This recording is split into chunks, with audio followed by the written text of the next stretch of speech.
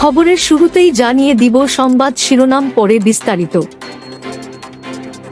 ইসরায়েলের আগ্রাসন কিভাবে মোকাবিলা করবে তুরস্ক?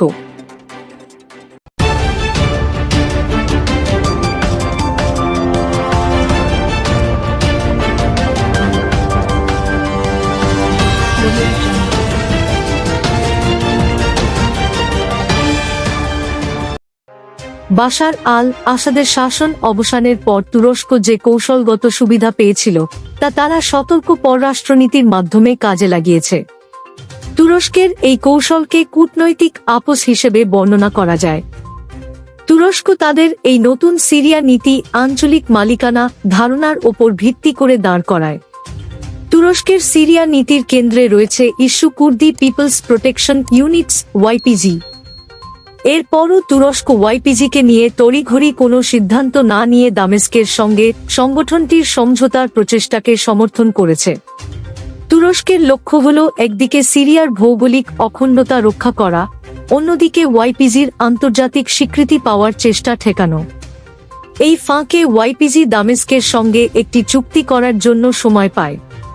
এতে তারা আঙ্কারা ও সিরিয়ার প্রেসিডেন্ট আহমেদ আল-শারার সামরিক চাপ এড়াতে সক্ষম হয়। সিরিয়ায় ইসরায়েলের আগ্রাসী অবস্থানের ক্ষেত্রেও আঙ্কারা একই ধরনের আপোসকামী নীতি নেয়। নতুন দামেস্ক প্রশাসনকে দুর্বল করা ও সিরিয়ার ভেতরে নিজেদের প্রভাব বলয় বাড়ানোর ইসরায়েলি উদ্যোগের মুখে তুরস্ক কূটনৈতিক আলোচনা ও গোয়েন্দা প্রক্রিয়া সক্রিয় করে। সরাসরি সামরিক সংঘাত এড়িয়ে কৌশলী আলোচনার পথ বেছে নেয়। এই সময় ইসরায়েল সিরিয়ার নতুন সরকারের সামরিক সক্ষমতা ধ্বংস করে গোলান মালভূমিতে নিজেদের নিয়ন্ত্রণ বিস্তৃত করে এবং দক্ষিণের দ্রুজ জনগোষ্ঠীকে রক্ষার নামে দামেস্কে প্রতীকী বিমান হামলা চালায়। কিন্তু এখন ইসরায়েল ও ওয়াইপিজির সঙ্গে তুরস্কের আপসের এই কৌশল আর কাজ করছে না। সিরিয়ার দক্ষিণাঞ্চলে সরাসরি নিজেদের প্রভাব বলয় গড়ে তুলতে চাইছে ইসরায়েল। ইসরায়েলের লক্ষ্য হল তুরস্ককে অঞ্চলটি থেকে বের করে দেওয়া এবং দামেস্ক সরকারকে দুর্বল করে দিয়ে একটি অস্থিতিশীল সিরিয়া তৈরি করা। সুয়েদাকে কেন্দ্র করে সাম্প্রতিক পরিস্থিতি সিরিয়ার ভেতরে গড়ে তোলা তুরস্কের নিরাপত্তা কাঠামোর প্রতি হুমকি তৈরি করছে। সিরিয়া এখন তুরস্ক ও ইসরায়েলের কৌশলগত প্রতিদ্বন্দ্বিতার নতুন মঞ্চ। এ অবস্থায় ইসরায়েলের আঞ্চলিক হস্তক্ষেপের বিরুদ্ধে আরও সুস্পষ্ট প্রতিরোধমূলক অবস্থান না নিলে তুরস্কের পক্ষে পরিস্থিতির মোড় ঘুরিয়ে দেওয়া কঠিন বলে মনে হচ্ছে। ইসরায়েল চায় সিরিয়ার আকাশ সীমায় পূর্ণ আধিপত্য প্রতিষ্ঠা করতে।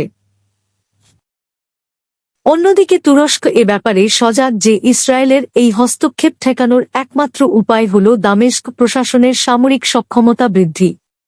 কিন্তু আঙ্কারা ও দামেস্কের মধ্যে সামরিক সহযোগিতা প্রাতিষ্ঠানিক রূপ পেলে এবং ঘাঁটি সংক্রান্ত চুক্তি হলে সেটিকে ইসরায়েল লাল রেখা বলে ঘোষণা করেছে।